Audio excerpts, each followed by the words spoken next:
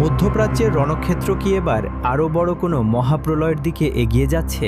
এতদিন যারা ভাবছিলেন ইসরায়েলের আগ্রাসন শুধু ইরান বা লেবাননেই সীমাবদ্ধ থাকবে, তাদের জন্য এসেছে এক বড় দুঃসংবাদ। তুরস্কের প্রেসিডেন্ট রিসেপ তাইয়েপ এরদোগান এবার সরাসরি ঘোষণা করেছেন, লেবানন কিংবা ইরানে কোনো হামলা হলে তার কেবল তাদের ওপর হামলা থাকবে না, সেটি সরাসরি তুরস্কের ওপর হামলা হিসেবে গণ্য করা হবে। তবে কি মধ্যপ্রাচ্যের এই আগুনের কুণ্ডলিতে এবার সরাসরি জড়িয়ে পড়ছে ন্যাটোর শক্তিশালী দেশ তুরস্ক? আজ আমরা বিশ্লেষণ করব তুর্কি পররাষ্ট্রমন্ত্রীর সেই বিস্ফোরক তথ্য, যেখানে তিনি বলছেন ইসরায়েল এখন তুরস্ককেই তাদের পরবর্তী প্রধান শত্রু হিসেবে টার্গেট করছে। দীর্ঘদিন ধরেই ইসরায়েলি বর্বরতার বিরুদ্ধে সোচ্চার তুর্কি প্রেসিডেন্ট এরদোগান, কিন্তু এবার তার সুর আগের চেয়ে অনেক বেশি কঠোর। তিনি স্পষ্টভাবে মনে করিয়ে দিয়েছেন, অতীতে তুরস্ক যেমন আজারবাইজানের কারাবাখ কিংবা লিবিয়ার সংকটে সরাসরি সামরিক হস্তক্ষেপ করেছিল, প্রয়োজনে ইসরায়েলের ক্ষেত্রেও তেমন পদক্ষেপ নিতে তুরস্ক পিছপা হবে না। এরদোগানের মতে নেতানিয়াহু এখন রক্ত আর ঘৃণায় অন্ধ হয়ে গেছেন। তিনি সতর্ক করে বলেছেন, আগুন নিয়ে খেলা বন্ধ না করলে ইসরায়েলকে এমন মূল্য দিতে হবে যা তারা কল্পনাও করতে পারছে না। কিন্তু প্রশ্ন হলো, তুরস্ক কেন হঠাৎ করে নিজেকে ইরান ও লেবাননের ঢাল হিসেবে ঘোষণা করল? এর উত্তর লুকিয়ে আছে আঙ্কারার সুদূরপ্রসারী ভূ রাজনৈতিক কৌশলে।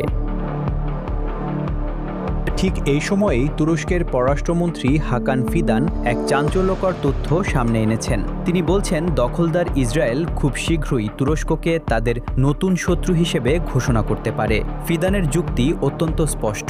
ইসরায়েল এমন একটি রাষ্ট্র ব্যবস্থা গড়ে তুলেছে যারা কোনো শত্রু ছাড়া টিকে থাকতে পারে না। ইরানের সাথে চলমান উত্তেজনার আড়ালে তারা আসলে তুরস্ককেও তাদের নিশানায় রাখছে।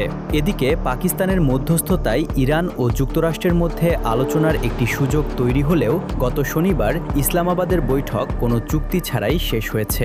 যদিও ইরানের প্রেসিডেন্ট মাসুদ পেজেশকিয়ান এখনও আশাবাদী যে যুক্তরাষ্ট্র যদি তাদের স্বৈরতান্ত্রিক মনোভাব ত্যাগ করে তবে শান্তির পথ খোলা আছে।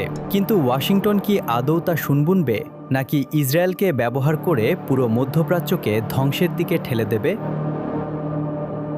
ইসরায়েল ও যুক্তরাষ্ট্রের এই অশুভ আঁতাত এখন কেবল ইরানের পরমাণু স্থাপনা কিংবা হিজবুল্লাহর ঘাঁটিতেই সীমাবদ্ধ নেই। তুরস্ক বুঝতে পারছে, ইরান বা লেবাননের পতন মানেই তুরস্কের দোরগোড়ায় যুদ্ধ চলে আসা। তাই এরদোগান এবার আর শুধু নিন্দা জানিয়ে বসে থাকতে রাজি নন।